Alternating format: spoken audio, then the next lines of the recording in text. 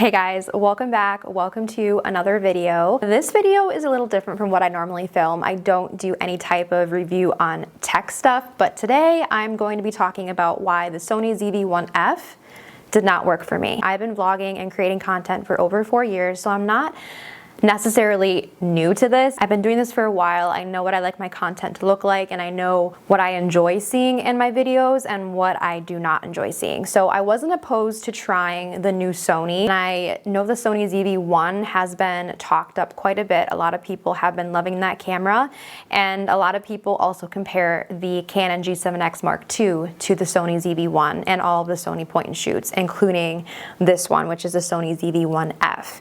This is marketed as a beginner vlogging camera. Like I said, I'm not necessarily new to the game of vlogging or creating content, but I just wanted something that was different, something fresh, and I wasn't opposed to trying a Sony. I just had purchased this camera about a month ago now, not even, and I was so excited about it. I'm going to let you know the reasons why I do not like this camera and why I ultimately decided to return it. I had very high expectations for this camera, I think because of the Sony ZV-1 and how well it was liked by a lot of people, but I also just thought that since it was such a smart camera, especially for someone who's picking it up to do vlogging with, that the results would just be much more appealing. I have owned all Canon cameras up until this point. My previous vlogging camera, as I mentioned, was and still is the Canon G7X Mark II.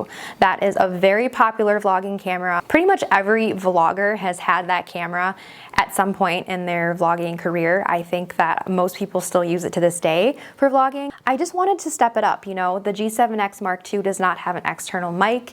It does not have the best autofocus, and knowing that the Sony's autofocus was so good, that is one of the reasons why I wanted to upgrade to a Sony camera. This camera, looking at it, is absolutely beautiful. I mean, it's white. I did get the white version. I think it's stunning. I really do. It has the flip screen. Now, it doesn't go up, it goes out to the side, whereas the Canon G7X does have the screen that flips up, and I also have my G7X right here. It's actually kind of falling apart on the side because I've used this so much, but the screen flips up like this, whereas the Sony is off to the side, which again isn't a deal breaker for me. But what is a deal breaker for me, and I'm going to tell you right now, the in-body stabilization of the Sony is absolutely horrendous. Frame was just jumping back and forth, and I wasn't even moving this camera. I was keeping it still, filming a clip, and it was just going like this the entire time. To me, that's unacceptable. I can't afford to have that happening when I'm vlogging because I don't notice it happening until I go and watch my footage back and I realize how awful it is. With the Canon G7X, I have never had that problem. The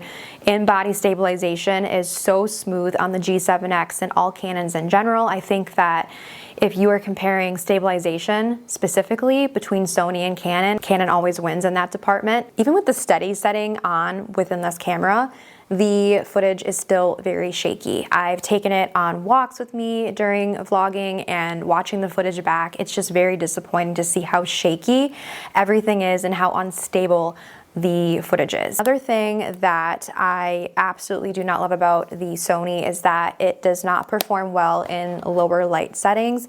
A lot of cameras will struggle in this area, but it's not just grainy, and it's not even lighting that is super dark. The whole entire frame is just like constantly trying to shift, and it never settles. It looks like it's going through a storm. With the Canon G7X, when I'm filming in the same lighting, it doesn't do that. It just looks, you know, grainy, like lower quality. It's normal when the lighting is not good, but yeah, I could not get over how bad the Sony performed in a lower light setting. I also have spent so long trying to figure out the settings for this camera.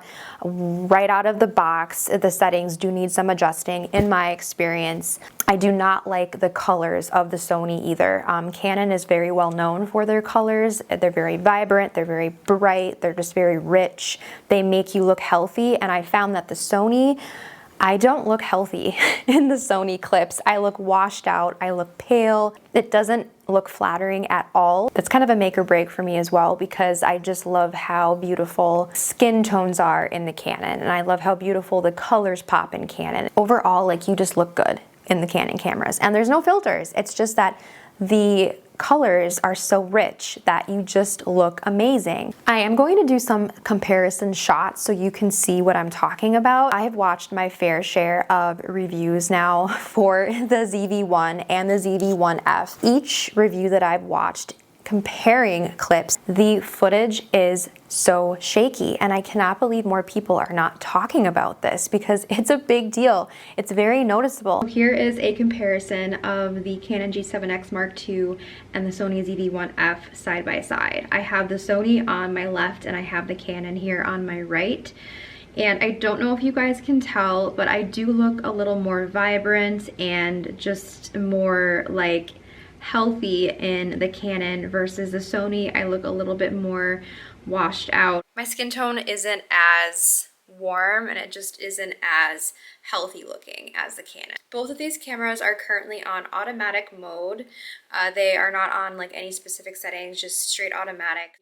And this is how both cameras are picking up on my skin. I do love the Sony for the wide lens. That is one of the reasons why I purchased this camera, because it does have a nice wide lens for vlogging versus the G7X. Basically, the main downsides of the Sony is that the stabilization is awful, and that is the main reason why I am returning the camera. I'm holding both of my cameras very steady right now, and I don't know if you can tell one versus the other, the stabilization for both. I do not enjoy the shaky footage that I do get from the Sony. That is what we got, guys. I hope that you're able to see the differences between these two clips in natural lighting. I thought that this video would be very helpful if you are someone who's looking to buy their very first camera, who wants to get into vlogging, or if you're looking to upgrade, kind of like I was, and I actually ended up, in my experience, downgrading. So that is why I'm returning the Sony ZV-1F. Probably the reason why I would never purchase the Sony ZV-1 either, just because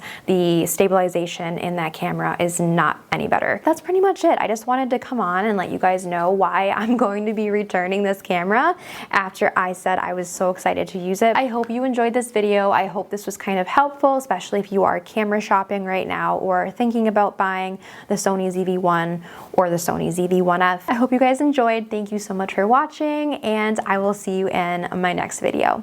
Bye.